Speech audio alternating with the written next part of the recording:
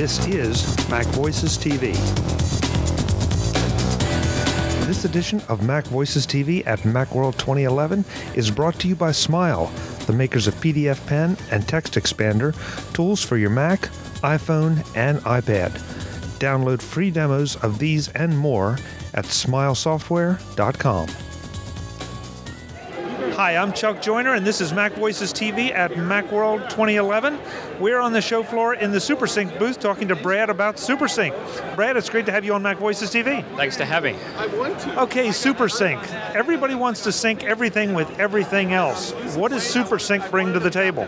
SuperSync is mostly an application that is used for syncing iTunes content, so music and video files between Macs and PCs and Apple mobile devices. So it's a visual comparison of your iTunes library and then another remote library, which could be a machine that's at your office or your home or an Apple mobile device. So it's not just me having two computers or side by side. It can be across the web? It can be across the web, and it's not backup software. It's more of a visual way to see two iTunes libraries and then just copy the music or videos that you want to copy.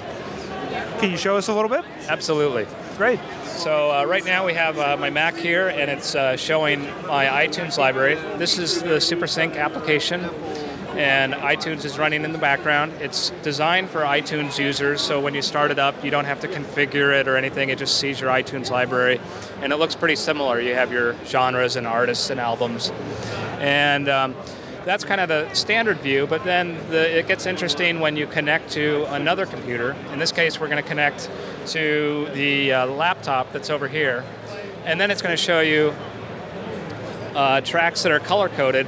If they're green, it means they're in my computer and the laptop, and if they're blue, they're just on the laptop, and if they're gray, that means they're over here but not over there. And so anything that's not green, I can select and copy over. So to copy some songs, I can go through and find something, select some tracks, say put them.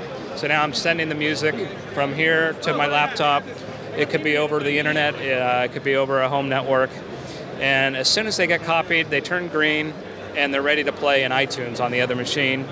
And also, of course, I can pull music from my laptop or the other machine into my iTunes library. And again, it's just ready to go. And if I open it in iTunes, it might ask me for a username and password if it's DRM protected, but other than that, it copies everything, as well as playlists, and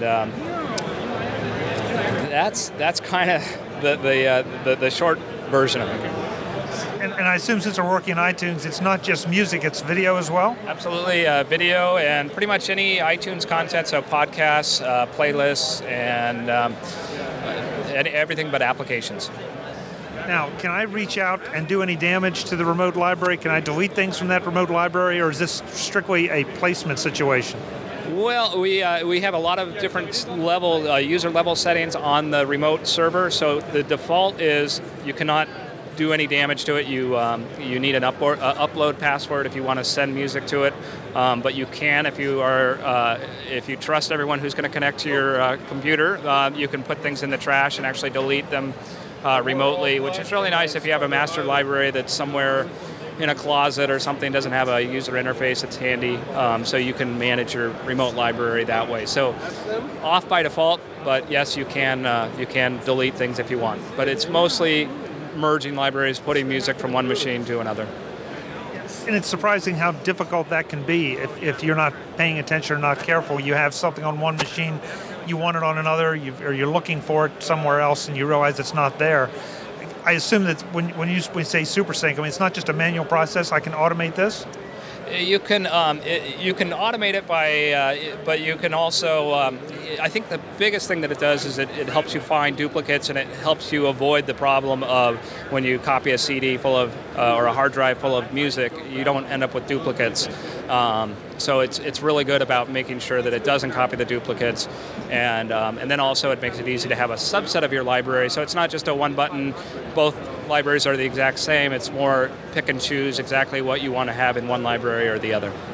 Got it. Pricing? SuperSync is $49 for 10 licenses, so that's about $5 a license, and then it goes down for a 2-pack, it's $29, and we have a little show special as well. And the website where folks can go to learn more and get SuperSync for themselves? SuperSync.com. That's easy. All right, thank you so much for the time. Hey, thank you for having me. I'm Chuck Joyner. This is MacVoices TV at Macworld 2011. Back with more soon. Thanks for watching.